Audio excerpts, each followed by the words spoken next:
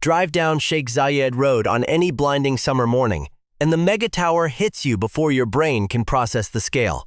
85 floors of reflective glass and high-tensile steel piercing 868 feet into the desert sky. It stands higher than almost anything else in the Marina District. An architectural monolith that cost a staggering $800 million to build. It took more than a decade of high-stakes financing, brutal construction delays, and engineering redesigns to complete. This was supposed to be the definitive monument of Dubai's hyper-luxury evolution, a world-class statement of structural ambition. Look at it across the shimmering waters of the Persian Gulf on a clear day, and it completely dominates the skyline. It is impossible to ignore. It is impossible to miss. It is also, by every single measurable metric of the luxury real estate market it was built to exploit, an absolute failure. A mega structure that the ultra-wealthy elite it was engineered for simply do not want to live in. If this is your first time watching, hit subscribe right now. Every video on this channel exposes the massive chasm between what international developers promise and what is actually delivered. But this tower is an entirely different kind of disaster. There are no sudden structural collapses here. This isn't a total engineering catastrophe waiting to happen. Instead, it is something far more instructive. A building that did everything perfectly on paper, executed every blueprint, opened its massive lobby doors, and has been quietly rejected by the global market ever since. It is a ghost tower in disguise, technically full on paper, but completely dead in every way that matters. The story of this structure begins not when the drills first hit the sand, but at the absolute peak of the mid-2000s property boom, right before the global financial crash erased billions in liquidity overnight. The blueprint for this 85-story giant was drawn up in 2006, right when Dubai's real estate market was operating on pure adrenaline. The site in the Marina District was a developer's dream. Perfect coastal bedrock, premium zoning, and a sea of international investors willing to buy properties that didn't even exist yet using heavily leveraged capital. The initial design was an ultra-dense, mixed-use ecosystem. It stacked premium residential units, a 5-star hotel, corporate offices, and high-end retail directly on top of each other. Then 2008 struck. The global financial crisis halted the Emirates construction machine. Cranes froze over half-finished concrete shells, funding evaporated, and the prime marina plot sat dormant for years as a massive empty hole in the sand. In 2009, an old-guard Emirati developer stepped in, buying the distressed asset at the absolute bottom of the crash for $33 million. Having survived decades of local market cycles, the firm waited out the stagnation. By 2012, as the market showed signs of life, they revived the project with an aggressive, highly calculated pivot. To bypass the fractured, nervous condominium sales market, the developer made a radical choice. The 821 luxury apartments would be strictly rentals. In theory, this eliminated the risk of individual buyers defaulting on their deposits, shifting the building's survival entirely to rental yields. When construction finally kicked off in January 2014, the engineering reality proved brutal. Navigating an 868-foot skyscraper on a highly restricted urban footprint created immense logistical friction.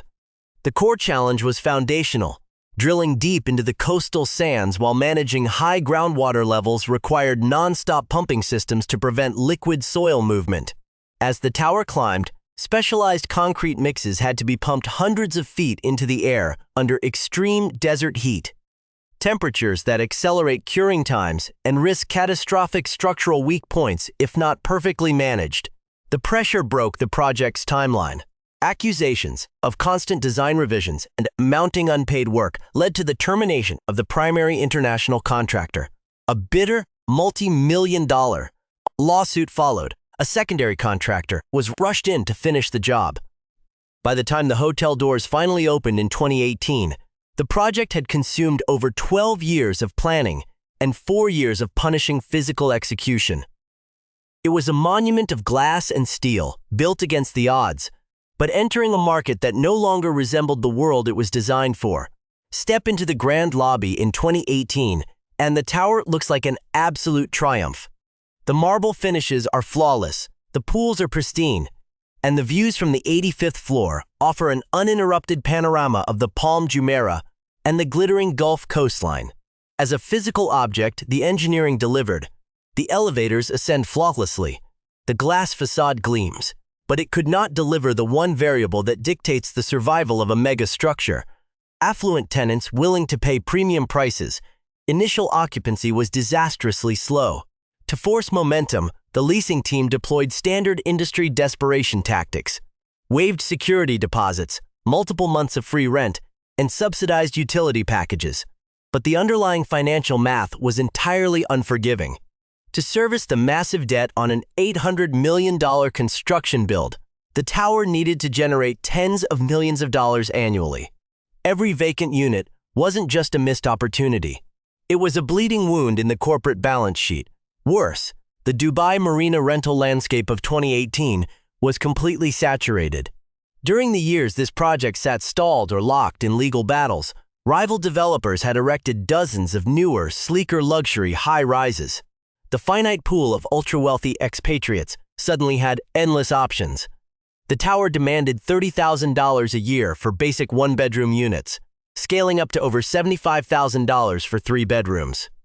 While competitive for the hyper-luxury tier, scaling that pricing across 821 massive units proved mathematically impossible in a flooded market.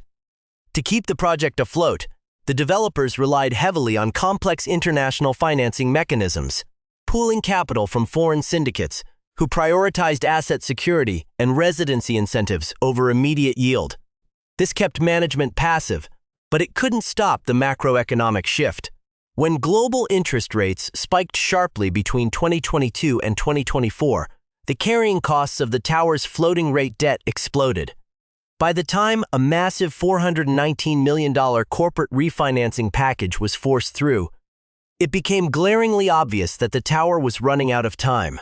A $500 million restructuring just 5 years after opening isn't a sign of stability. It is an emergency lifeline for a giant that cannot pay its own way. Behind the polished marble and the uniform glow of the exterior lights, the daily reality inside the tower exposes why the luxury market is actively rejecting it. This isn't a ghost tower because it's abandoned. It's a ghost tower because it was engineered as a mass production factory masquerading as an exclusive estate. The first failure is structural isolation.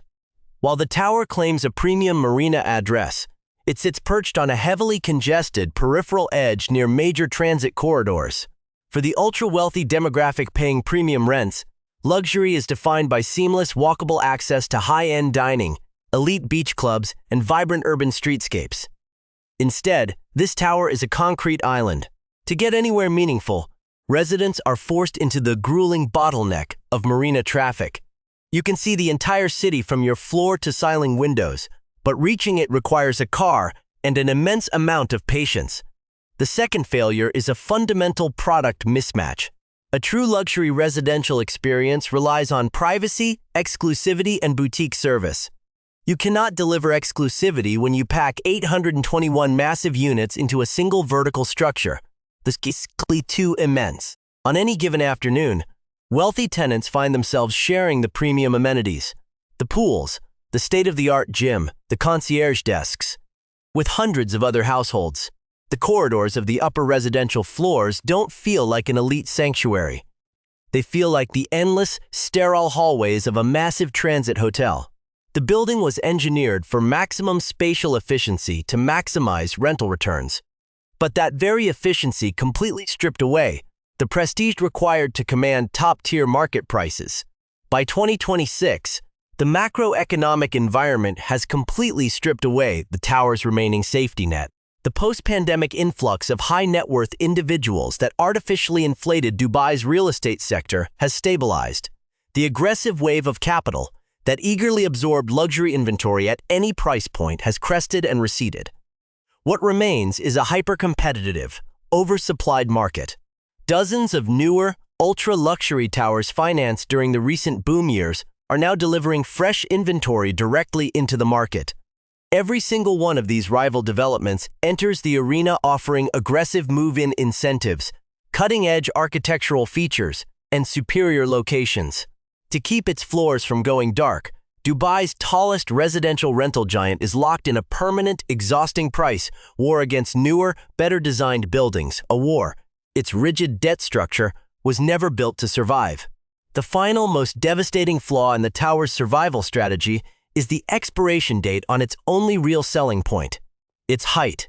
This entire $800 million empire was engineered and marketed around a single, intoxicating superlative, living at the absolute apex of the skyline, in the tallest residential rental tower in the region. But in Dubai, architectural supremacy is always temporary. Just blocks away, massive new hyper-towers are already racing toward the clouds, backed by endless sovereign liquidity and newer structural engineering. When those mega projects top out, this tower loses its crown. It will no longer be the tallest, the highest, or the most prestigious. The specific class of ultra-wealthy tenants who pay a premium purely for the status of living at the peak will instantly migrate to the next record breaker. Without its superlative, the tower is stripped down to what it is, an oversized, aging rental factory competing entirely on price in a market plagued by oversupply and structural fatigue. Extreme desert heat expands the glass facade by day and contracts it by night, accelerating material wear and demanding astronomical maintenance costs just to keep the HVAC systems from failing. Walk through the lobby today and everything looks immaculate. The concierge smiles, the elevators hum, and the water in the infinity pool ripples under the sun. But the spreadsheets tell a completely different story. It is a monument to the massive chasm between a developer's spreadsheet and the brutal reality of human desire. It stands as a warning to the entire global real estate market.